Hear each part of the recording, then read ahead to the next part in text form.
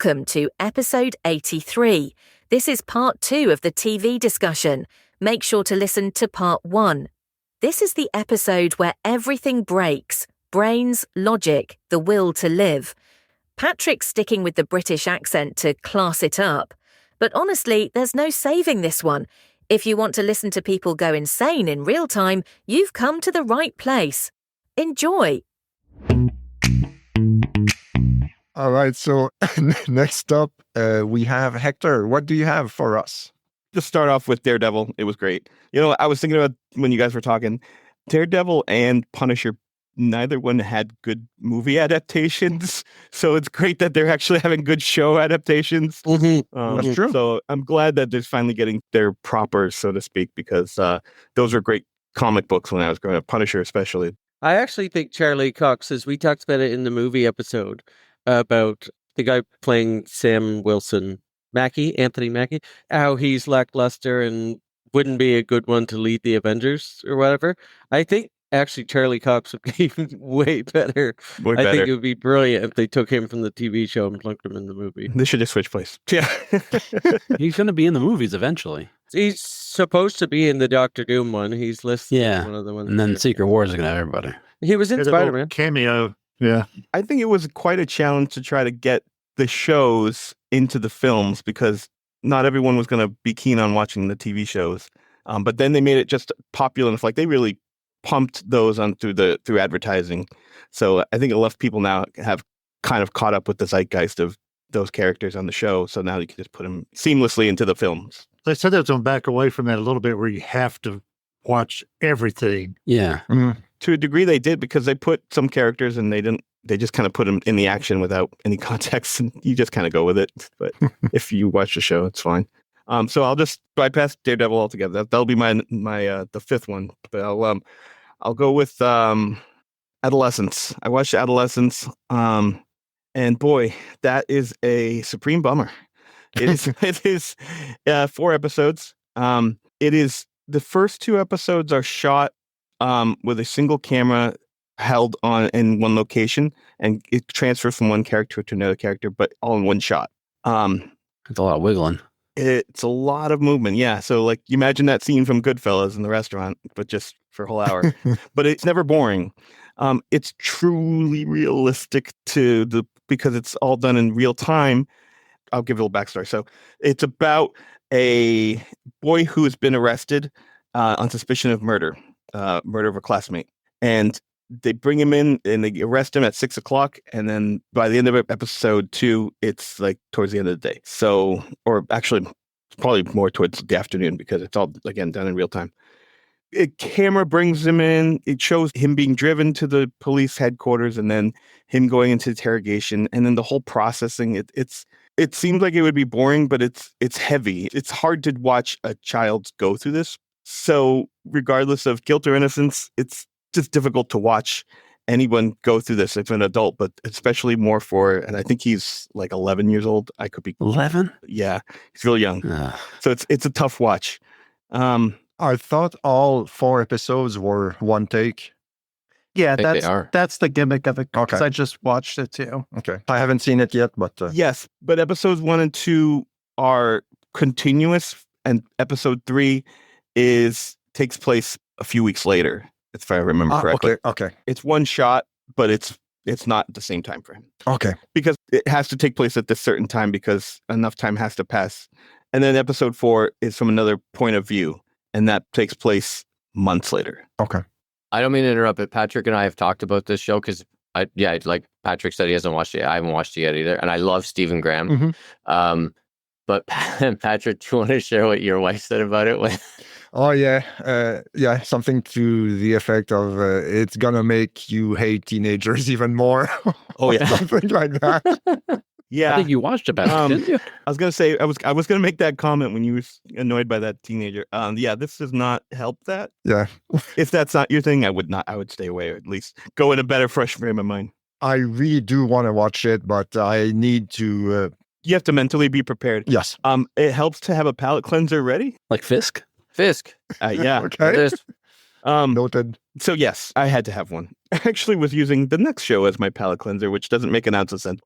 Nick, go ahead. Nick, wait for your turn. No. Tag. If Nick has seen it, tag yourself in. I just want to say Adolescence was really fantastic. I really liked it a lot. And those performances are so good. And the young actor that plays the young boy It's so goddamn good. I want to give him Yeah. a freaking, I was going to say Emmy. So good. Owen Cooper. Oh my God. He's great in those first 2 episodes. But in episode 3, it's almost like a one-man act. It's just him and one other person. And it's so brilliantly done. His performance is like no other child actor I've ever seen. It's fantastic. And the actor from Snatch who plays the father. Stephen Graham. Stephen Graham, sorry. Yeah, we were just talking about him. Well, yeah. Yeah. Yeah, Is it's it like great. a secondhand smoke, Hector? Are you okay? No, I blanked on his name, and then when you said Stephen Graham, I was thinking of someone else. So, yes. That's right. He's so good. He's such an underrated actor, and it's a good reminder of why he's so good in different things. 'Cause he does a lot of popcorn movies, like he was in the Venom movies and Right. Pirates of the Caribbean, and he was great on Boardwalk Empire. This is a TV show. Yep. Mhm. So, but that show, what I like so much about it is that it's a show, I think, especially if you're a father, this is, I think, a show that I think would resonate with you, because it's sort of like, how do you deal with parenting, especially in like the age of social media, and what does it mean to be a teenager, right? I don't know. It spoke a lot to me. Like if I had a kid, I would just throw away the cell phone. And that's why I haven't watched it yet, to be honest with you. I need Yeah. to be in that headspace. But I'll just going back to Stephen Graham, 2 things really quickly. If you like his work, because he is brilliant. He is. Patrick, I think, will agree. Line of Duty, there's a season of Line of Yes. Duty where he is in it. It's brilliant. And he was also in a show called This Is England, Oh, yeah. Oh, yeah. which is set. And Yep. he's just so, I mean, he's been in tons of stuff, but the guy is amazing. Yeah, very Absolutely. underrated. Yeah. So the show I was watching after Adolescence to chill out was The Pit. And oh boy, that was not the best choice. So I have never watched a medical drama ever before. I didn't Wow. watch Stand Elsewhere. I didn't watch ER. I didn't watch Grey's Anatomy. I didn't watch any of those. You lucky bastard. Yeah, it Mhm. just never was for me. My sister is in overnight ER RN for over 20 years. So you lived it. Yeah, so I don't need to see it. But everyone kept saying how accurate it was. And that was the other thing that I always had with medical dramas, is that it was too much focused on their outside personal lives. The hospitals were always just kind of background. So this one was kind of the opposite. There's no background. It's all contained within the ER. And you don't really leave. You go into the parking lot for like a second, and then but mostly Just for a smoke, and then you're back. exactly. That's it. Everything is contained in the hospital. And we were talking about being too techie. I had to get a thesaurus just so I could understand every few words. It's a lot of abbreviations. I don't know. I had to ask my sister. They mentioned things that real medical professionals use that they're never discussed, like a Lucas. I had no idea what that is. You can Google that on your own time. That's the powder you put in somebody's shorts, right? Yeah, that was Okay. George Lucas. Oh, It's a Willem scream. It's good. I will say the show is really good. I have no context for any other, because like I said, never seen another medical show before, so I don't no idea if it's close to ER or not. AR does. I was gonna say it's produced by the same people that did ER. This is a lot grittier. It's very bloody. It's very realistic, and it's a lot of techie talk. Basically, it takes place in one day, in what they say one shift, but Mhm. it's 15 episodes. So there's an actual reason. I won't spoil it, but there's a reason why there are 15 episodes. It's not just because they want to pad it, because there's no padding. There's an actual reason behind those not last few episodes and why the day is longer than normal shift. But everything that could go wrong in one day has. It's almost like like the Holocaust of days, where everyone is just coming in and everyone is dying and bleeding and hemorrhaging, and it's a bit extreme, but that's the point. I think the message that they're trying to send home is like, give your local nurse a hug, because she's overworked and underpaid. It's not heavy-handed, but at the same time, after you watch an episode, you're like, good Lord. So those are the 2 shows I've been watching. So after that, I need a third palate cleanser. So I watched What We Do in the Shadows, the Yay. latest season. Always great. I mean, I can't. All seasons have been consistently funny. I don't think there's been any dips. Did you finish it? I'm 2 episodes shy of the end. Okay. Tell me after you watch the finale, Okay. because we need to chat.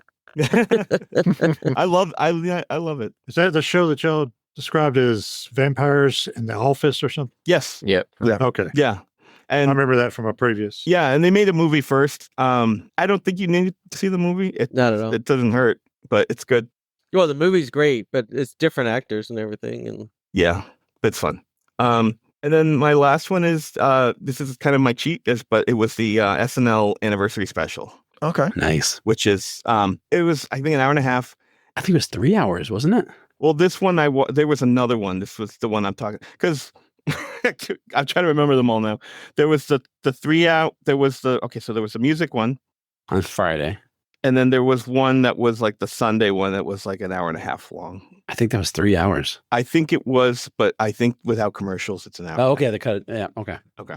Yeah, and then because there's another one that's like another docu-series. I There's like four. Four that one. specials. Those are good too. Yeah, they were interesting. Again, not a complaint so much, but just I wish there was more about the stuff that we don't have footage for.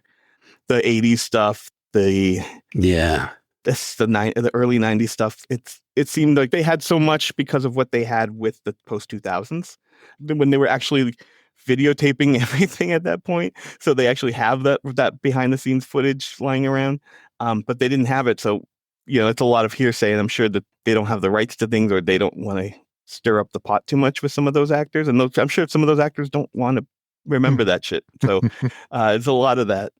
The problem with that whole thing, and it was amazing, was that the 50th felt more like a 40th, and the 40th felt more like what the 50th is going to be. Yeah. Where you had the in memoriam, you had these are the greatest shots of the first cast, and this is the best music. It was more of a package kind of thing, where the 50th was more like new skits that they were doing. Right. It was like a big episode of Saturday Night Live that they're doing with people from the last 30 years, which is great. It was great seeing Eddie being silly again. Yeah. Yeah. Because he doesn't want to be funny all the time. He was so funny. He was, and he swore. Yeah.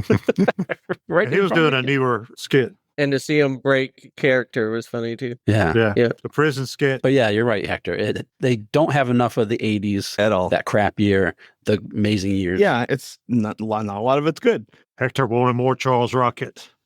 Right? Exactly. Yeah. It sucks too, because when I want to watch musical performances, none of it exists. The first 5 years, they must have, because they think they licensed all that. So the first 5 years, you can have all the music.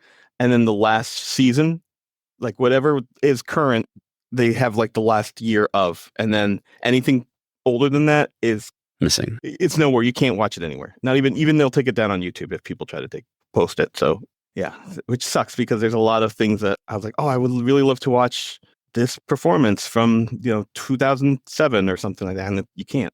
Yeah, Saturday Night Live has really locked it down somehow. Like you can't see the. Yeah. Anybody puts that up, it's taken down right away. Mhm. I think it's probably similar to like the WKRP stuff, right? It's somehow the music licensing. Yeah, because they have, I'm trying to think what it is. They'll have certain even skits that have like a song that oh, it was the Schmidt's Gay with Beautiful Girls by Van Halen. Yeah. They show that. There's a channel on Samsung that just shows Saturday Night Live clips, and they showed that, and it wasn't Beautiful Girls. It was some generic guitar track.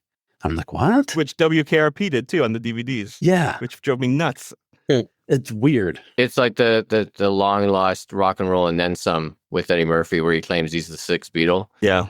And then there's like him playing sax over top of all, and it's all gone. It jumps right to the kind of the punchline of where he plays it backwards and hears John and Paul talking about kicking him out of the group. So, and even worse is if you go on Peacock to watch those episodes, not only do they cut out the musical acts, but they cut anything in a skit that would have some sort of license to something else. So they just cut the whole skit out. Mm-hmm.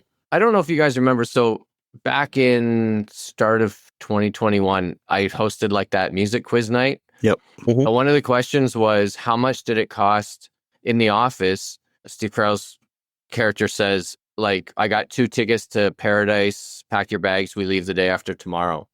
So it's not even like the correct lyric at the end. And it cost them something like 30 grand. It's insane. Really? Wow. Just to say that. Yeah. Jesus. Wow. That's silly. So it could be there in perpetuity down the road. So that part wouldn't be cut out like of DVDs and streaming and stuff. But even just to, have the first 2 or 3 lines of that song or that chorus, whatever. So crazy. Oh. Hector, do you have something else? No, that was it. All right. Thank you. Oh, yes. I remember. Thank you. All right. So, Kyle, what do you have for us? All right. You know what? I said one episode is that, or one show is all I had. I lied. Saturday Night Live this year has been great. The Jack Black episode, best of the year so far. That might have been the best one, yeah. Yeah, the whole episode all the way through was amazing.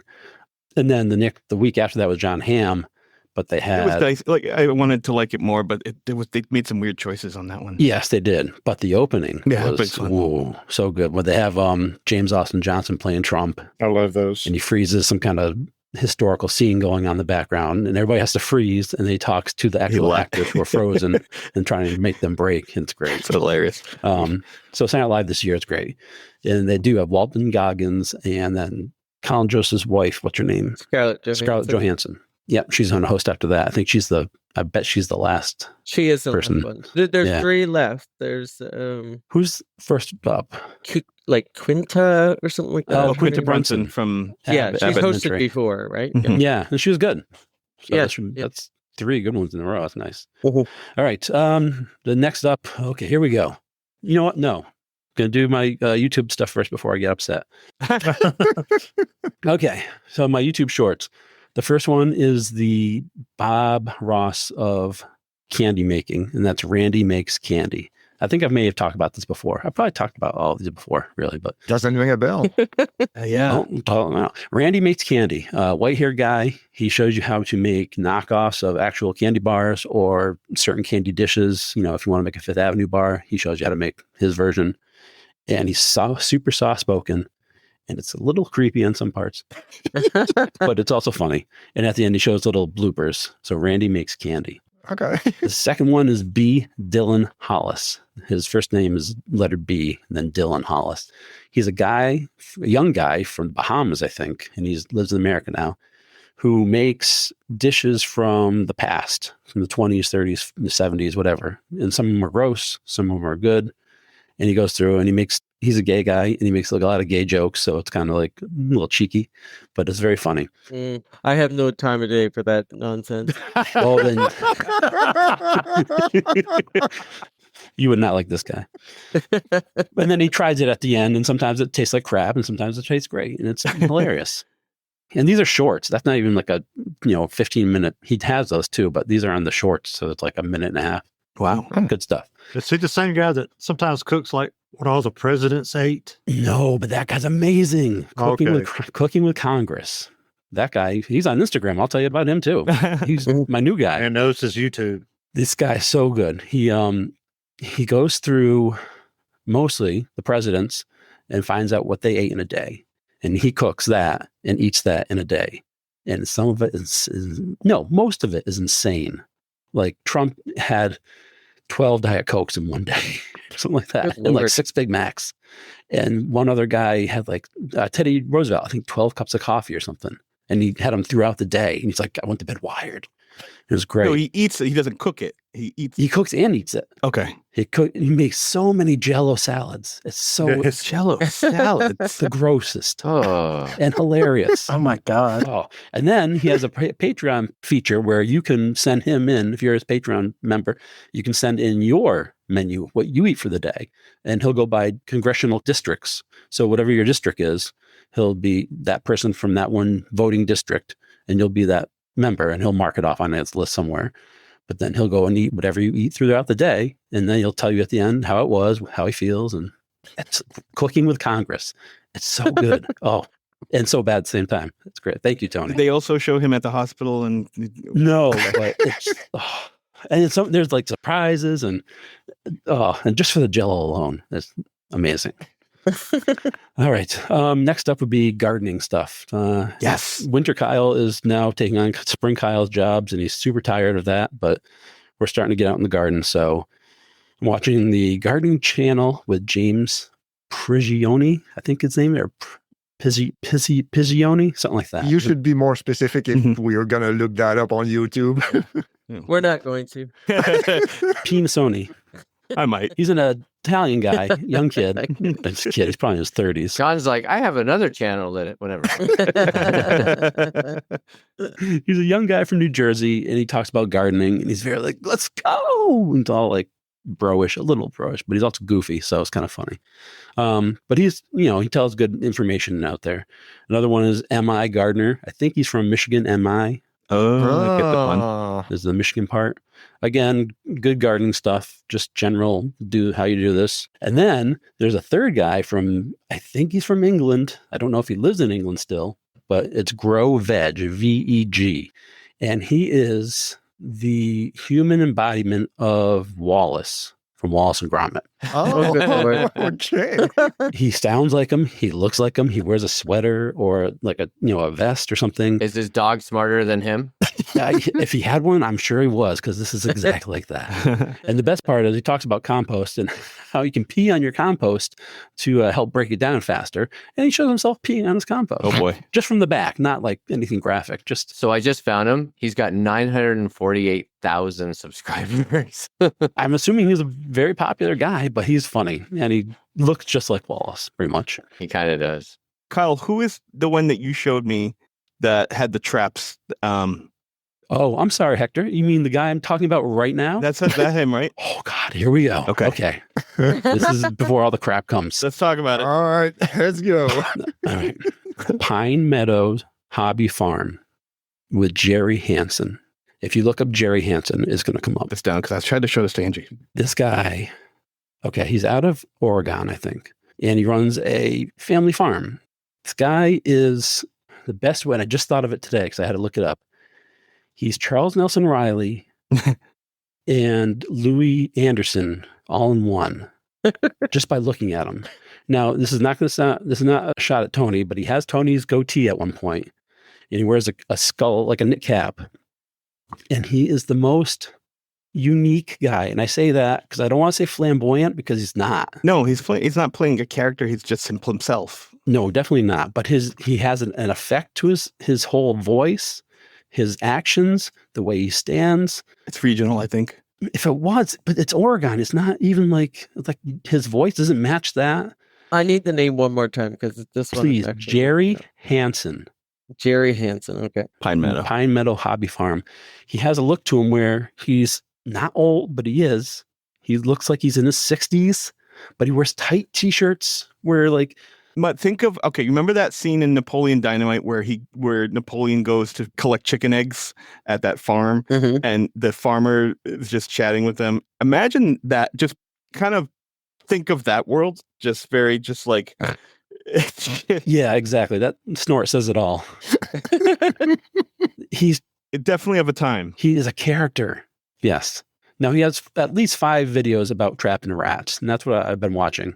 Because we don't have rats, but I want to find out how to kill mice.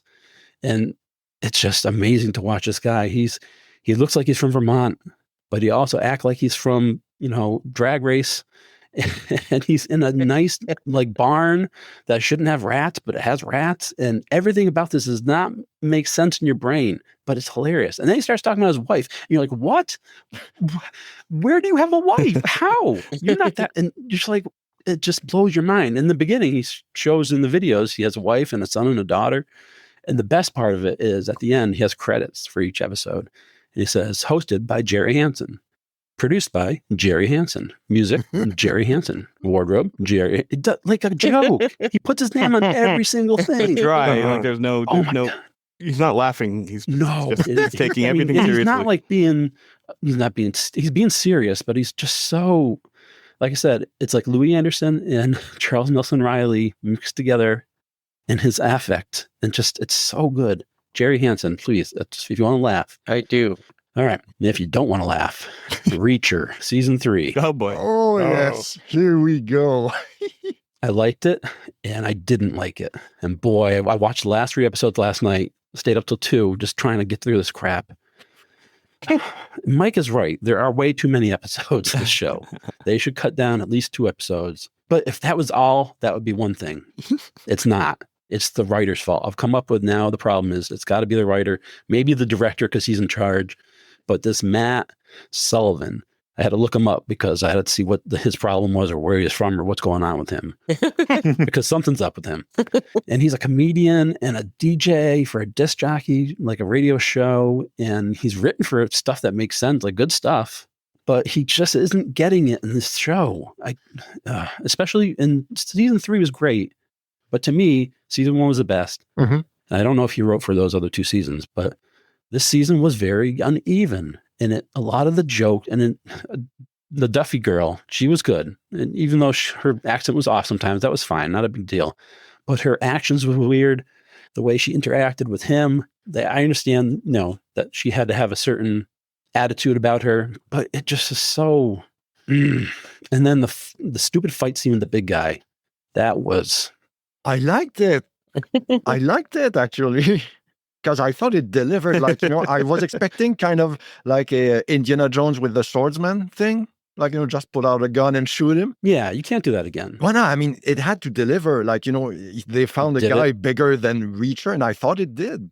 I did not think it did. It's a TV show, it's not The Raid or it's not John Wick, so they have a limited but you gotta resources. Make it good. Yeah, but you have a big guy fighting another big guy. He's going to punch his way out? No. Well, I mean, they go through 4... yes. Yeah, 4 scenes, yeah. Yeah, 4 scenes, yeah. I don't know. I liked it. I thought it delivered. You were all right when he drowned and then didn't? Well, yeah, I mean... Spoiler alert. Then you saw, spoiler. Then you saw Reacher's reaction, and he turned, and he saw him, and that he was said the something whole audience. You gotta be reaction. fucking kidding me. Yes, exactly. No, that was not good. That was dumb. It's very dad TV show. Yeah, absolutely. I would love it to be dad show. Just be smart dad TV show. Is it better than the Red Hulk, or is it worse than the Red Hulk? I haven't seen Red Hulk. So I would say don't see the Red Hulk. Your word that you chose, dumb. I think you're right. The whole show, but I found it wasn't like an insulting dumb like season 2 was. I agree. You know what I mean? Season 1 is the best. Season 2 wasn't good. Simple as that. No, it wasn't. But the pool fighting scene, I would take that any day over that last scene with the big guy. Okay, that's one of the things I really liked about season 2 was that big pool fight. Because this thing was a joke. I mean, he fought him on the truck. He fought him in the yard. I mean, have you read the books? No, and that's fine. Well, there you go. Well, that's the thing. The book, you got to make it, we got to make the mind work differently than you're showing it in front of somebody. So that I understand. If you're going to make it kind of like fantastical, it's a book. That's going to be great. But when you're showing it, you can't you're using a medium that's been used before in different ways, and you're getting to the point of making it into a joke where you're showing him fighting there. You fought him 5 different places. Yes. And he wasn't hurt. He wasn't tired. He wasn't dead. That's book accurate. Yeah, the guy is like a real life superhero. Does it feel almost superhero human? Yeah. Yeah. No, it didn't even feel that. It just felt like this guy wouldn't die. It's like somebody didn't write it right. Like he didn't die. Every time he got hit with something or this or that. Is he a zombie? That's why I don't like this Matt Sullivan guy. Yes, it was very zombie. And then he did kill him at the end. The quickest, dumbest write-off. I mean, it's like, what? This guy that couldn't fight him a second ago by punching him over and over again, he pulled this off in 5 seconds somehow?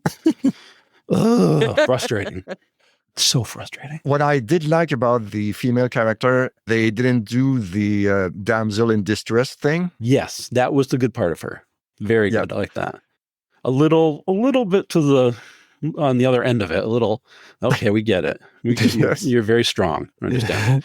But there's good parts of that. I like that. I mean, everything that you're saying is true, but why he loved it. Yeah. Maybe it's about expectations or, I think there are like 15 or 16 books. I read 3 of them. Okay. Because I got sick of the unkillable hero thing. Yeah. I don't know, like maybe I knew what to expect or something, but like it is a very, as I said, very dad TV show. Yeah. And that's what it still is. Everything else was still that. But then there's parts where it almost got, I don't want to say lazy, but just like when he puts the gun to the bad guy and it starts to fall apart at that 1 second. Come on, I get that too. Yeah, I rolled my eyes at that part. And the best part was when you're talking about fast forwarding on the teenager for the other show. I fast forward parts of Lauren or whatever his name was, Larry, the kid. I'm like, when he's getting together with his dad, I'm just like, okay, we get it. Yeah. I can't be watching this all night. I just fast forward through that crap. I forgot his name. Yeah, exactly. So did his dad. Michael Anthony Hall's kid. Jerry Hansen. Oh, God. I would have watched that 10 times. So, yeah, it was good, but it's just so uneven with the writing. Like, some of the writing's great. Some of it is really good. And some of it feels like you just shoved it in there because you're running out of time, or you're trying to be funny, or some other weird reason that we don't know about. And it doesn't make the whole thing flow together as a good piece. One character, I don't know if it was the writing or the performance, but spoiler city, not assistant, but the sergeant who works for Reacher for a little bit, and then she gets killed off. Oh, yes, the young black girl. Yeah, yes, Cole. Mm-hmm. Dominique Cole, her character name was. Yes. She was terrible. She was very one-dimensional. She was absolutely terrible. I don't know if they wanted to make her like a like female equivalent to Reacher, like, deadpan and, low emotion or something, but it was a swing and a miss big time. I think they made her that way so you could connect them, but she also just didn't do anything in that before. But yeah. Well, I mean, I don't know. I liked it. Who else has seen Reacher? I have. No. I liked it too. Not as good as season 1. No. So let's say maybe season 1 is a 8, season 2 is a 3, and season 3 would be a 6.5. Yeah, I mean, I would give season 1 a 9. Okay. 2 nailed it, and then I think 3 maybe like a 6 or 7. Okay. Some episodes were 7, some were 6. Yeah, that's the thing. Some episodes are good, and then some episodes are like, this is clunky. I didn't feel like I wasted my time. Yeah, I agree. I enjoyed it. I looked forward to each episode because we watched it as it dropped each week. But yeah, I did like it. I thought all the performances were great. I liked the fact that the main female character, going back to what Tony was saying, wasn't a damsel in distress. She was strong. She, he actually makes the joke in it when they go to visit. I think it's her grandma. No, the other girl's grandmother. The one character's grandmother, I think, and he says, and she realizes there's a bit of tension, and he's like, she only loves me for my body. Yeah. That was good. And I thought it was great. It was like just kind of like, yeah, we get it. There's good stuff in there like that. Yeah, but they can't carry it the whole way through. Well, yeah. How many episodes were there? Is it 10? 8. I'm not sure. 8 or 10, but 8. That would be. Whoops! There is some buzzing going. Sometimes it may be good, sometimes it may be shit. Fuck's sake, man, you're amateur. All right. Okay, so yeah, we had a tech issue, and Mike, you got caught off in the middle of your sentence. Sorry about that. It's all good. So we were discussing Reacher. Any closing thoughts on? I would Reacher. Same. So yeah, enough of that crap. Okay. That was the best thing you've ever said, Kyle. The best monologue. That's for your consideration purposes only. Oh, Jesus. Okay. So yeah, actually, Kyle, did you have another show in mind, or? Nope. You're done with your list? Okay. I'm done with the list. All right. Thank you. And? Nice. Wow. So far, we have more sound bites than actual talk. Okay. So now it is Nick's turn. Welcome, Nick. By the way, we didn't officially introduce you. Yeah. Sorry, I was a little late. I was actually recording for my own show, and I came on in a little late to this one. So thank you for letting me in. No problem. Although, I am sorry about the tech issue. That's okay. I mean, yeah, okay, full disclosure, Zencastr is really finicky, and if someone has a problem, it kicks everyone out. So that's pretty much what happened. And we're good. So we are keeping on. And okay, so what's on your list for TV, Nick? He froze. Are you there, Nick? Yes, I saw it, but I saw you start to talk, then it froze, and it scared me. So I'm sorry. Okay, sorry. Go ahead. Yeah. So Mutt's like, am I high or am I? This is what happens when you spend all day on Zoom. No, I'm kidding. So my first show is Landman. I saw that it's on Paramount Lord Plus. Sheridan. I never seen a Taylor Sheridan show. He did, of course, Yellowstone. That's his claim to fame. Tony, are you folding laundry? Somebody I'm had to sorry. put his laundry. He's like, to get to Tyler. He's talk. like, you know what? Nick is talking. I'm going to do all the chores. Those Just can wait. you Those know, can wait. No, I started it when we were bullshitting. let's grab a snack. Let's grab a beer. No, I'm kidding. Landman that came out late last year, and I watched it with my parents earlier in the year. It was good. Billy Bob Thornton's in it, and he plays literally a landman. That's what he does, and he oversees an oil company and land, and a lot of shady people that are there, a lot of gangs and drug use and all that sort of stuff. I watched it really because I thought Demi Moore was really in it, because it was her and John Hamm also on the show. Mm-hmm. They're not really on it all that much. They're sort of like here and there. But they're not always on all the episodes either. It's sort of about his like on again, off again relationship with his ex-wife and his children. And, there's a lot that happens with that. It's good. I like Billy Bob Thornton a lot. I think he's very underrated as an actor. So I think that although a lot of the episodes might be a little over melodramatic or a little bit, I guess, not that original, like it's been done elsewhere, it's still entertaining. I think that it's like what you guys are saying about certain shows being like a couple episodes too long. Like this is 10 episodes and they're all at least an hour. And like the last episode's like an hour and a half. So it's like a commitment. Is it worth it though? I think so. I really enjoyed it a lot. And I thought the reason why I wanted to watch was because it was being announced for season 2. Because I don't like to start any shows unless it's someone like, we're going to get to someone that I love. Because I don't want to commit to something if it's going to get canceled after a year. So if there's like a second season, that I kind of will follow up on it. So like I usually don't watch a show in real time. Like I'll like either binge watch it or watch it over a week or two. So, but this one was good. I mean, some episodes are better than others, but I enjoyed it overall. That's on Paramount Plus here in the States. Tony, if I remember, you started watching it in the last TV episode. Yes, I watched it. I don't remember if you were done with it, though. I can't recall the timeline either. I did finish it, yes. And I love it. He's like in 6 Sheridan shows at a time. He's like, which one? It's a lot to juggle. 23? No, it'll hit the Yellow. Lioness, Yellowstone. And, Mayor of Kingstown. Yes, Mayor of Kingstown, yes. Yellowknife. 1923 is the other one. Or 22, depending on... All right. Okay, so what else do you have? Sure. So the White Lotus season 3 has... Yeah, John, you wanted to... there it is. Yes. Mutt was waiting for you. Yeah. Because when I gave mine, Nick, you were here before, but I totally forgot to mention White Lotus season 3, and it's such a good season. So thank you for bringing it up. Yeah, I'm going to be honest. I didn't really like it as much as everyone else. I just was, it kind of took forever to get into the swing of things. And I really liked the first 2 seasons a lot.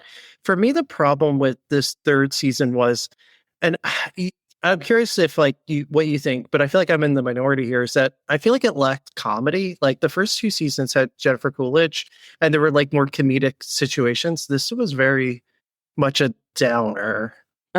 I can see what you're saying about the comedy. They started out that way, and I think they tried to make Parker Posey was supposed to be the new Jennifer Coolidge, but they totally underused her. Yeah. And didn't make her as funny as she's been in a million other things.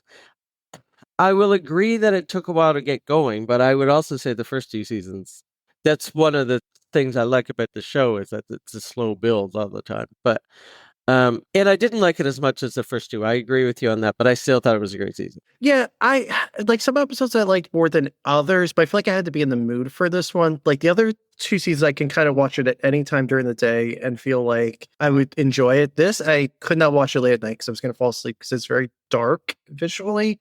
And this one, you really, really have to pay attention because there's a lot of things that aren't said that you will have to pick up on later. And I thought the one that was trying to be the Jennifer Coolidge was the British woman that was married to I don't want to spoil anything, but like there's like a British female Walter. character. Yeah, Walter. Oh, the one with the unique teeth? Yeah. Oh, yes. Yeah. She was supposed to be like You think that. she was really? Yeah, I mean, Okay. she was kind of funny. I mean, I laughed at her more than anyone else. It's just like, I don't know. And then I have to say this because it's just fascinating because I've lived in different places that were like the characters. The core family, that's the Parker Posey, Jason Isaacs characters, they live in Durham, North Carolina. So my parents live in Raleigh, or like the Raleigh area. And it's really interesting because like none of them sound like they're from North Carolina at all. And I don't know if that's purposeful. Funny, I had a similar problem with the Boston accent on another TV show. Well, that's my problem with Son of Critch that Mike was talking about earlier, because I'm being from Newfoundland. Let's all complain about our accents. It doesn't, except for a handful of actors, the accent doesn't ring true to me. So, yeah. You're right. But if you don't know, like watching this one, like I wouldn't tell you what a Carolina accent sounds like. So I wasn't picking up on that. So it's good to know. But it's weird because they could also be playing on the notion too that like because so many Northerners or people elsewhere moved to the South, like especially the Carolinas, that it might be this like loss of an accent or dialect, so to speak. So it's like I don't know if that's what they're playing up, but I have to laugh at something just because I went to school there like briefly, just like I did an internship at Duke, and I love how Duke and Chapel Hill, because that's like the two schools that the children are going to and like what the parents want them to go to, one of the two schools because it's their alma mater. They wrote like this whole release thing about like how like they denounced the White Lotus and its portrayals. Yeah, and stuff. wasn't that stupid? It's like, Yeah. get over yourselves, you assholes. Like, give me a break. Like, it's a TV Right. show. Like, people are going to know who you are now. So if you don't know that story that he's talking about, somebody's wearing a Duke sweatshirt and say they went to Duke University, but they're suicidal. And Duke is like, we don't condone suicide. As if anybody watched that and thought, what? Duke is telling me to kill myself. Thanks, Duke. Right? Like, how fucking stupid. Yeah. Thanks, Ozzy Osbourne. They need to get off their high horse and just embrace that anyone is even talking about them at all. We agree with that for sure. Yeah. Exactly. And another thing, like most of the country wouldn't recognize a Carolina accent, so just talk normally. Why do you have to put a faux accent? It's stupid because Patrick Schwarzenegger is so Californian, and then like no offense to the two parents, but they don't. It's obvious that they're not from there. You know what I'm trying to say? There's something about them that you just can tell. Like it's their face. It's I don't know. It's just like it annoyed me. Well, I think Parker Posey was trying for a funny accent, and I mean, isn't the dad really British? So maybe it was just any American accent that he could muster. Yeah. Oh, I have to say one thing really quick before I move on. Okay, so the subtitles for that show drove me out of my mind because what they did was when they had the The Thai and the English like overlaid. So distracting. As someone who watches foreign movies a lot and TV shows, I want to throw the remote at the TV because like it's hard enough to pay attention if you're trying to watch the visual components of it with the subtitles. You're doing like, you know, like a tennis match, like trying to like pay attention and keep up with both. And like I developed a rhythm for it over years, but I was so annoyed by it because it just looked like there's like white stuff behind it. I was like, get this shit off my screen. I know a way you can fix it though. Not watch it. Learn Thai. Or just not watch the show. Yeah, learn Thai. Yeah. But even then, like the Thai alphabet is like super weird. And I'm not sure, like different. I understand why. Yes, different. You're right, John. I understand why they did it, but I guess they didn't think of the practical or impractical aspect of it. My parents hated it because like we watched part of it and then they watched it on their own and then we would talk about it and they were like, is this like this for foreign shows? Because they don't watch a ton of that. I'm like, no, like that's stupid. Like I hate it. They just spoofed it on SNL because they had the white POTUS was great. and they made all those references and I didn't understand any of them. But now that you're speaking them, I'm like, okay, that's what that's about. That's good. Like the British lady. Yeah. Good performances overall though on that show. It's like I'll keep watching it, but like this one was just my least favorite of the three. I agree it was my least favorite of the three, but I still think I liked it more than you. Yeah. But you're right, it is the weakest of the three for sure. Yeah. All right. What else do you have? Okay, I got a couple more. The Traitors. So this is the Ellen Cummins reality show. It's like a competition show. Oh, yeah. Okay, so I'm going to tell you why I started to watch it. So it won the Emmy for 2 years in a row for best reality competition show. And I thought, okay, I'm kind of genuinely curious about this show. And I like Ellen Cummins. He's a great actor. He's very Who doesn't? talented. Okay, guys, there's 3 seasons. I binge watched all 3 seasons over the span of like 2 weeks. It's so addictive. And it's just like the whole premise of the show is that there's a group of like 20 people, and at least 3 of them, usually 3 or 4, are the traitors, and they know they're the traitors. And they're trying to like do this scheme of deception and lies and try to figure out like who's the traitors. And like 2 people get voted off. Like one is voted by the group and one is voted by the traitors. And they just knock people out episode by episode. That show is so addictive. I watched it and I was so excited. And a lot of the people they had on the last 2 were reality TV stars, and they had people from like, I don't know these shows really. Like some of them I knew, like the Below Deck people or whatever, but they have like people from like Big Brother, Survivor, Road Rules, Challenge, whatever. And it's just a fun show. Beachfront Property? Yeah. No, I mean, If he wishes. Oh my God. That's one of those shows that where the advertising killed it so much. The advertising for it was like Royal Match, you know. It was like Bingo Blitz. It was like you were playing your game and all of a sudden you're like advertising for some bullshit is on your phone and you're like, what the fuck? Just hurry up. I want to get back to my game. That's what the advertising was for that show, because we were watching like Bob's Burgers or something on Hulu, and that's kind of like our dinner ritual for the last few weeks. That's a good one. The advertising sucked and it made me not want to watch the show. But and when you say things like that, I'm like, fuck, I'm torn. Yeah, I want to see it. I'm sold to see it. I haven't seen a single commercial for it. I had no idea what you were. Oh my God, about, don't. So I was not being blasted with it. But Nick has made me want to watch it. Yeah, it's the royal batch of TV shows. Oh my God.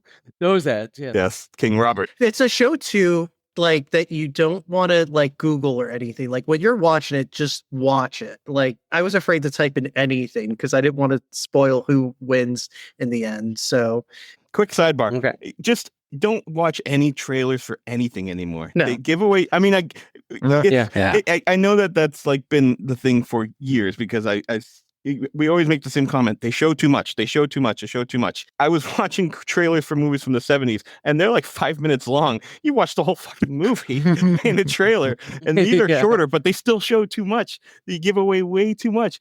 Angie and I watched Sinners over the weekend, and neither one of us watched a single ad for it. And we went in completely blind and loved the hell out of it. But I think it's another one of those things where like I got so much more out of watching it blind than had I seen a single trailer for it. For sure. Yeah. And some of those even crappier movies, or just not top tier movies that you see now, they're trailers. Yeah. They're not trailers, just like clips of the movie. The whole movie. They give away And the in some entire cases, they're better than the actual movie. Yeah. Yeah. It's weird. Done in 3 minutes. And that's why I have a system to go to the movies. They show 20 minutes of previews. I go in like 15 to 17 minutes in, and you just skip all the previews altogether. But I'm also psychotic, so. Then when do you eat your candy? Oh, that you put into your pocket and you hope it doesn't melt. Oh, okay. And yeah. But you don't eat it right before the movie, right? You hope the ceiling doesn't leak on your head. Well, that actually happened. Okay, I can't get into that today. That happened similar to. We know. To that. Oh, Mike gets to talk for an hour and I can't? No, get it. Do you want to get kicked off? I didn't talk for an hour. I'm kidding. All right, guys. I saw this movie in Nora over the weekend. Can we talk about this for a minute? Oh, Jesus Christ. Okay, I watched The English Teacher on FX. Okay, have people seen it or heard about that show for a second? I've heard of Yeah. We talked about it during last recording, I think. Yeah. Because I think the creator was like, did some questionable stuff. We did talk. Yes. Okay. Yeah. So Brian Jordan Alvarez was the creator and star of the show. Now, before this, he was in Megan, the movie Megan, and he was on The robot girl, Mhm. the one about the robot, and he's going to be in the sequel later on. But what happened was I started the show completely blind. I remember someone mentioned it, and I didn't really know, and I just started it last week because I wanted to beef up my shows for this particular episode. I didn't realize that he was accused of sexual misconduct. Oh, I think Woody and I were the two that talked about it. Yep. I remember that now. And had I known, I don't know if I would have watched it, because I was halfway through the series, and like You bought stock into the show? no, I just wanted to see where it went. And then the premise is sort of placed up on that too. And it's like kind of creepy in a way. And I'm shocked that it got renewed for a second season. It's okay. Like, I didn't really love it, but I don't know what others thought, but if they've seen it, but it was fine, but it's like nothing original. It's like 20-minute episodes. There was some of it. I won't rehash everything, but I talked about his communications with the students, because that's what I clung on to, because I do that daily. So it was very interesting. And I thought a lot of it was really well written. But yeah, I mean, that came out post me watching it. So yeah. It was like, okay. Like, but if had I known that, I definitely would not have probably watched the show at all, because it kind of just seems like it's very taints the whole thing. Weird. And there's a lot of things I'm reading about this guy that is kind of red flags. So that sucks. I'll make this really short, because I don't really want, it's just the best topic, but it sucks when you have those certain, for me, it's like movies, like what's his name who did X-Men and App Pupil? Singer. Yeah, Bryan Singer. And you're just like, there's something you just can't enjoy them anymore because of fucking back of your head. It's like, I hear what you're saying, because then you're like, I wouldn't have bothered. And then now it's like, you got some enjoyment out of it. You're like, fuck, where do I put this? Where do I put this in my mind? I just don't know why there's a season 2, because season 1 kind of ends. Like, there's no need for a season 2. The way they ended it, it's like, okay, I guess, but it's fine. Yeah, English teacher. And then I've been watching over the last couple of days Georgie and Mandy's First Marriage. That's the spinoff of Young Sheldon. Oh, yeah. Has anyone else seen that? So I like the characters a lot. So like that's the drive to watch this show. There's a couple things though that I like. It's only 17, 18-minute episodes, so it's like perfect if like you just want to watch something really quick, go on the go. But it's lighthearted. I equate this to like junk food. Like, it's not good per se, but it's just sometimes you need those palate cleansers to kind of just to water down Young Sheldon. Well, yeah. But like they're just like, you don't have to think too much. I think sometimes you need those in like what you watch. Like, no, it's fine. I agree. Nick, that brings up a very good point. When I was watching Adolescence, whenever I'd watch a heavy drama, I'd put on Corner Gas. When you guys told me about Corner Gas, that was like the perfect palate cleanser. It was PG rated comedy that I could just turn my mind off and switch my mind off and watch it. And Sophia could be in the room, and it wouldn't have to be like fast forwarding weird things. Cough during the exactly. swearing. And there's not if I think about it, there's not, or maybe you guys may recommend something, but there's not a lot of PG adult comedy shows. Not really. That are good. Well, there are, but they're old PG. Anything that's old PG is like, it's got boobs in it, and it's like, what the? I would say Kim's Convenience. Okay. Oh yeah, Kim's. I never actually watched that, so I will take you up on that. Yep, Kim's is good. Modern Family was that? Modern Family. Yeah. Yeah, that was really good. Young Sheldon was good with that. The one thing I don't like about the Georgie and Mandy's First Marriage is that I don't like the title, first of all. It's too wordy for me. Like, I'm never going to remember that. Georgie and Mandy should have just been the title. But the other thing I don't like is they added a laugh track. So Big Bang Theory has a laugh track. Oh. Young Sheldon doesn't have a laugh track. This one does. And they have really bizarre cues for the laugh tracks. And I don't know if it's because I'm so not accustomed to shows with laugh tracks anymore, but they seem off. And then they have this really weird opening that's kind of like a Latin love dance between the two leads, and it's like this violin that's playing. It doesn't really fit the tone of the show either, because it makes it seem like it's like almost like a soap opera, but it's supposed to be a sitcom. It's really bizarre. So they overuse the music quite a bit. But it's fun. I mean, like I said, it's lighthearted. It's not gonna like win Emmys or anything, but if you like these characters. Fast forward, it's 13 nominations next year. Oh, I know. Like all the Emmys go to Georgie and Mandy's First Marriage, but it's worth it if like you like the characters. And some of the ones from Young Sheldon, like the mother, the grandmother, the sister, they all come on certain episodes. So it's kind of cute for what it is. Where do you find it? It's on CBS and Paramount Plus. Okay. And the last show I'm just going to talk about really quick is it's ongoing, but it's just worth bringing up because I feel like it's a running joke with our group. It's MobLand with Tom Hardy, Pierce. It's on my list as well. Brosnan and I want to see that. Helen Mirren. What do you think, Patrick, of this one? I love it. Me too. I love it. I don't remember if Guy Ritchie directs the episodes as well, but he does. He is the creator of MobLand. I love it. It also has Paddy Considine in it, like Irish actor. Also directed by Anthony Byrne, who did Say Nothing show that came out. Oh, okay. I didn't know that. Okay. Nice. I like the show because it reminds me so much of The Sopranos too. In a way, like it has that vibe to it. Yes. That's like, it moves so fast. And it's a show that like, I really loved it. It's so good because you have to really pay attention. And I feel like the show doesn't really have any wasted scenes per se in it. Like every scene that happens, it's not filler really. It's like moving the story along. That's true. And it's just so interesting. And it's this whole family and kind of like what they're going through to basically survive in a world that's pitted against them. And the whole series, there's like this whole problem that arose from the first episode, but it's just interesting to see the fallout of it. And I think it's really fantastic. And I think this is really weird because Pierce Brosnan, I don't think gets credit for being such a good actor. Like I think he gets thought of as James Bond. Because Helen Mirren's like an Oscar winner, and she's one of the best, and Tom Hardy's always revered, but I feel like he doesn't get his flowers, Pierce Brosnan, and I thought he was really good on this show. I think he's getting more and more recognition. Yeah, especially with that last movie. He was in Black Bag as well. Yes, he was, with Michael Fassbender. Yes, and I mean, this is familiar territory, if you like, Sure. crime family and all that, but it's really well done, well acted, and, good pacing, like you mentioned. There is no waste in it.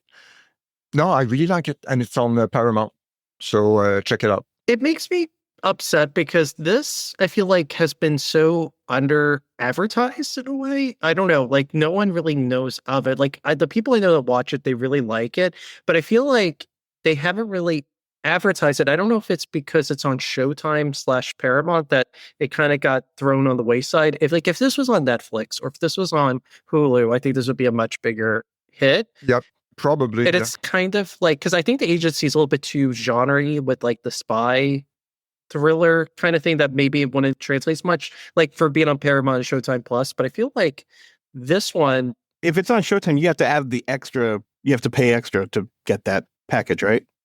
I don't know. It doesn't come. I don't know how it works. Don't ask me. Because I get confused. I remember that like there was like 3 tiers, and one of them was like the plus Showtime, and it was like an extra few dollars. So most people, if they get the basic Paramount Plus, they're not going to get that show unless they pay for the extra tier. HBO does. They play a lot of games, these streamers, because Max does that too with like Stars. And I don't know anything about that, but that's a good point. I could be wrong, but I thought they consolidated it like a year or two ago because everyone complained it was too confusing, because it really was after a while. It is confusing. Yeah. I liked it a lot. So there's another show, but it's kind of early, but I'm going to wait for the next one if I'm invited back, because I feel like I hijacked the show. So I'm so sorry. That's all right. But thank you for letting me come on. And I just want to say before, because I was on record, Mike Drew, you're one of my favorite people in the world. So I didn't mean to say that. It's all good. Don't worry about it. The show isn't over yet, but okay. Well, he's just like, you know what? I'm going to block that. What am I, a piece of meat over here? Jesus. Well, this is my TV's my thing, and no, obviously you're film good. is Nick's, It's just right? like, So, it's just, I felt bad that I kind of, anyway, I'm sorry. No, it wasn't. I never took it personally at all. So there is one person left that hasn't given his list. Me. I was watching TV while you guys were talking, so I have more.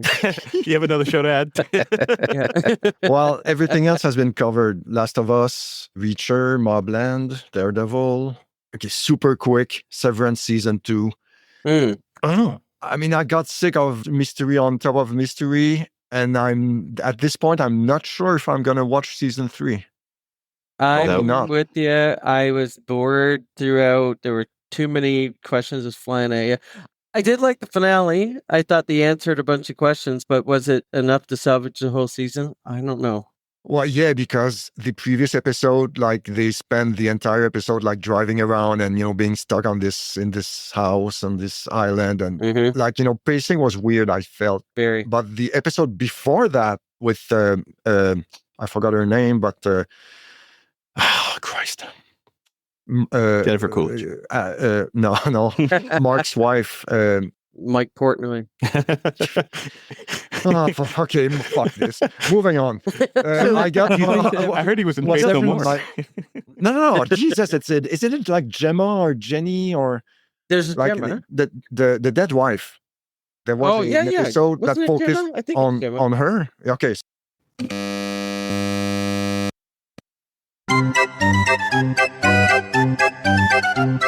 Yeah, okay. So welcome back. This is Chaos Night in all the wrong ways. Fuck me. Jesus Christ. Okay, so the episode on Gemma, on Severance, that was a great episode. And I felt, I don't know, some parts really bored me to death.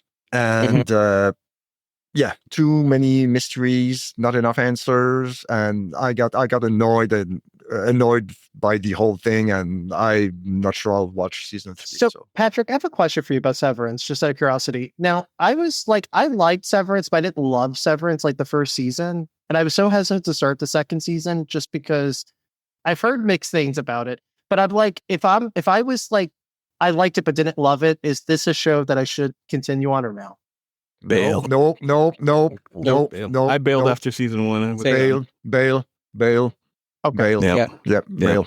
Adam Scott is not, when he's funny, but I can't do his dramatic. It's weird. And that haircut doesn't help. I don't know. I've never liked it. It is weird. He was in that was that Walter Mitty? Mm-hmm. Yeah, Ben Stiller. Oh God, he was so horrible in that just turned me off as his character. That character just, the office guy. He was good in Party Down, though. Yes, that's what saves it. Like when he's funny, he's really fun. Like that show. Yes. And Step Brothers. He's a real dick in that. Step Brothers, his pinnacle. He was also in Madame Web, so do we trust his judgment? He was the best one in Madame Web, which that does say a lot, doesn't it? All right, so next on the list, Dope Thief on Apple TV. Oh. Yes. 2 friends impersonate DEA agents to rob drug dealers, leading to unforeseen consequences, starring Brian Tyree Henry and Wagner Moura. Yeah, I'll talk about this really quick. It started off great. The first 2 or 3 episodes were fantastic, and then it got more and more into the family side of things, and it lost me because Brian Tyree Henry's mom is Kate Mulgrew. Yeah. Janeway from Star Trek. Yeah. And I mean, she's good, but her character is so fucking annoying. I couldn't. Yeah, sorry. And it got into like more, screaming and like drama I didn't really care about, and Wagner Moura has a crisis of conscience at some point, and no. It's a shame because it was looking really good in the beginning, but it dropped off super quick. So, and Gangs of London season 3. All I'll say is Gangs of London. The first season was directed by the Raid guy Gareth Evans. Oh, yeah. And season 1 was amazing. Watch season 1 and then bail. Run your ass off. Avoid seasons 2 and 3 because holy fuck. Okay, and I'm not exaggerating. The stupidest thing I've ever seen on TV was during episode 5 of season 3 of Gangs of London. I shit you not. That makes me want to see it more. Well, okay, I'll hook you up if you're serious. Just that episode, though. Just that one. No, well, actually, there is a bit of a spoiler, so I have to describe the stupid part. Okay, please. So okay, I'm gonna try and set this up. And he hasn't done that much, Gareth Evans. That was his Gangs of London, and he's only done 2 other things between that and the Raid 2. So, and that was 10 years ago. So there's a connection this year with him. What's that? Tom Hardy's new movie Havoc is directed by him. Oh, that's right. Havoc. Oh, yeah, that's true. That's true. That's going to be Yep, I'm looking forward to that. written by him. Actually, So that's perfect. So, okay. No, okay, I'll skip the setup. So we see one of the main female characters. Her name is Leela. And it says at the beginning of the episode, 7 months earlier, or 2 months earlier, or whatever, a few months earlier. And we see her from the back, but then the camera turns and she is like, 7 or 8 or 9 months pregnant, and she's into labor pretty much. And bad guys are, going into the building to kill her.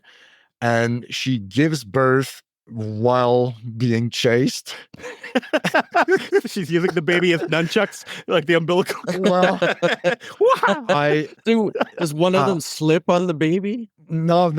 Wait. Wait, what? Wait. She is like she's crawling through, the air ducts like John McClane. Oh my God. And she is, killing bad guys like, 6'5", 250. Yeah, I guess. Guys, and fucking enormous guys. She is, killing them left and right.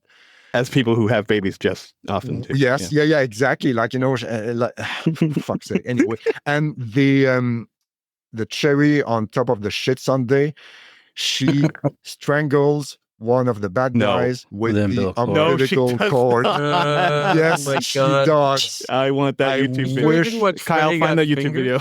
So, wait a second. I have to understand this. So she had her baby, right?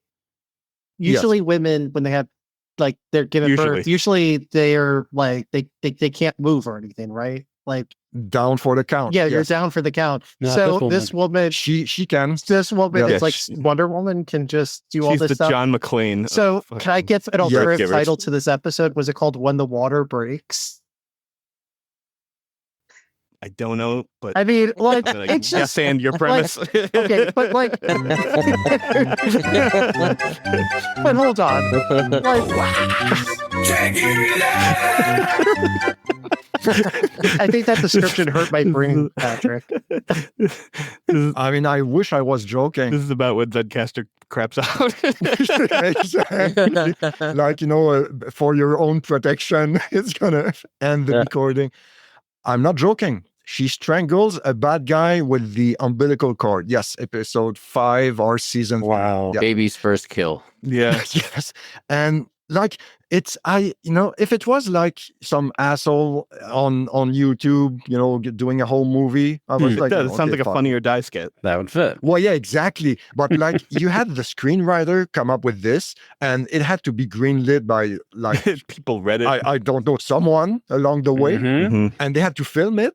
Yeah, and it goes through so many people. Yeah, exactly. Were they going for like the boys sort of situation? Oh, I can see that. Because that would fit on there, but I don't know the tone of that show. That's one thing. That show takes itself really seriously. And I didn't mind that until that part. And also, and there is a crazy, insane shootout earlier in the season in a church. And I don't know which kind of which version of London this is, but there is not a cop in sight. It's suddenly like a John Woo movie. There's doves flying and yeah, exactly. It's like 28 days later. Sure, like shootout in the middle without the zombie. The empty part, yeah. Oh my fucking God! I will YouTube that clip of and yeah, as I was watching, I was like, okay, I'm done. And I fast forwarded through the rest of the season. I don't care. I don't think you top Umbilical Woman. It is honestly the stupidest thing I've ever seen on TV. Now, how many episodes after that were there after that brilliant scene happened? 5 more. Oh, so that was the halfway.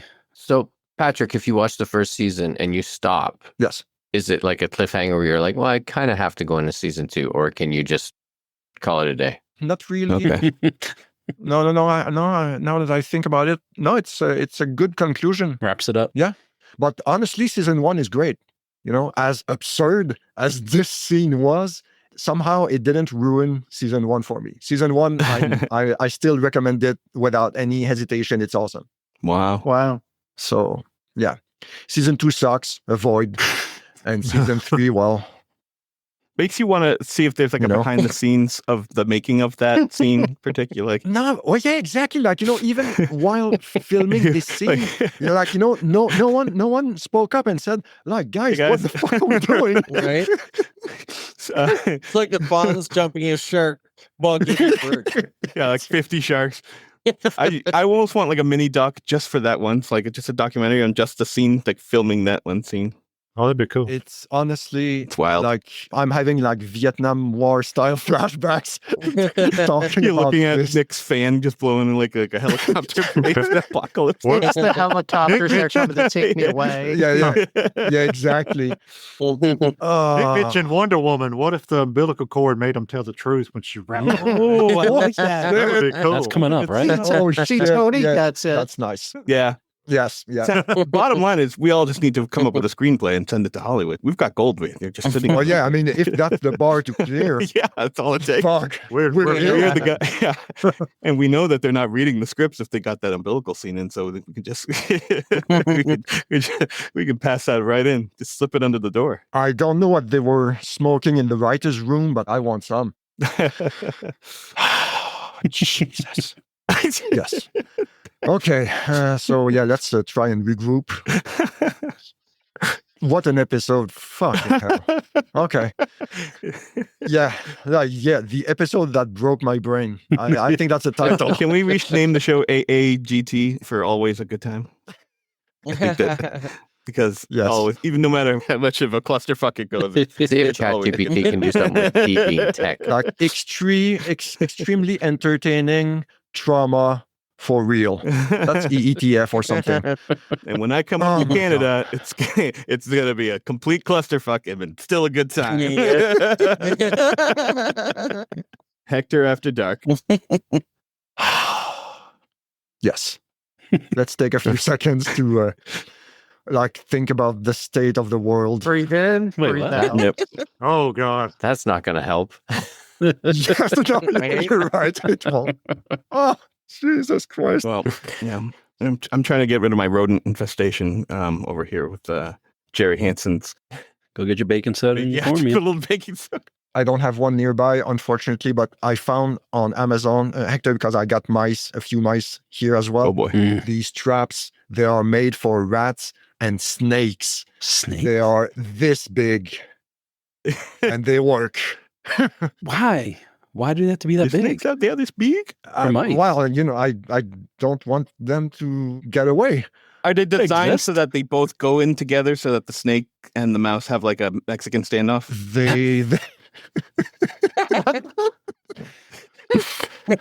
Okay, can we end this so we can talk about this off the air? Because I got so many questions. I mean, this is like through the Alice in Wonderland. How deep can we go? Tony's the newest member here, and he's thinking, what have I joined? What is happening? Well, I've listened. So. He's a fan. He's not in He's a fan first. Yeah. You knew what you were getting into. Yeah. You knew what this was. I know you guys. I've hung out with y'all for 5 years.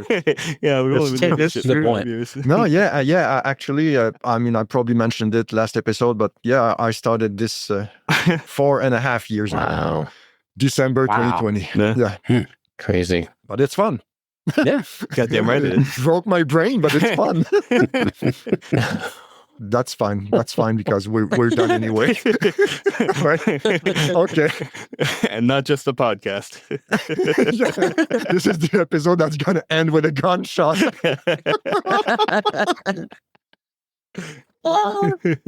Diddy Mao. Diddy Mao. Diddy Mao. Yeah. Mao. Slap in the face. Okay, that's enough. Okay, so thank you guys for your patience. Thank you for yours. No, no problem. Yeah, we've been here like 3 hours. Okay, no, yeah, it was fun. Honestly, it was fun. So, guys, where can we reach you online? Mike, let's start with you. Pickies with filters, PICIES with filters on Blue Sky and Instagram. You sound really tired. Mike, are you okay? So last night I didn't sleep. And then tomorrow morning I've got a really early meeting at work. So I think I just keep my eyes drifting to the clock. I'm like, oh no. Oh, shit. It's okay. It's all good. Sorry. It's all good. Listen, this was awesome. I'm just sorry that tech issues happened. I don't know what happened. So I apologize for any additional work I've probably given you. Thank you, Mike. Nick, what about you? Apologies to everyone for coming late. You guys are great. And you guys can follow me at Rock and Retro Pod on any platform like Blue Sky, Instagram, and Facebook. I have these guys on the show. We'll try to plan something for my own show at some point if they want me to come back. So, you know, I'm kidding. Thank you for having me, Patrick. And thank you guys for putting up with my shenanigans. You're welcome. Thank you.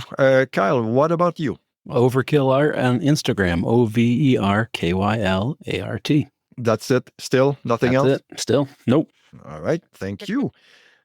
Tony, what about you? I am on Facebook and on Waffle House Jesus on Blue Sky. Sounds good. Thank you. I'm also on Instagram, but I don't really use it. So. All right.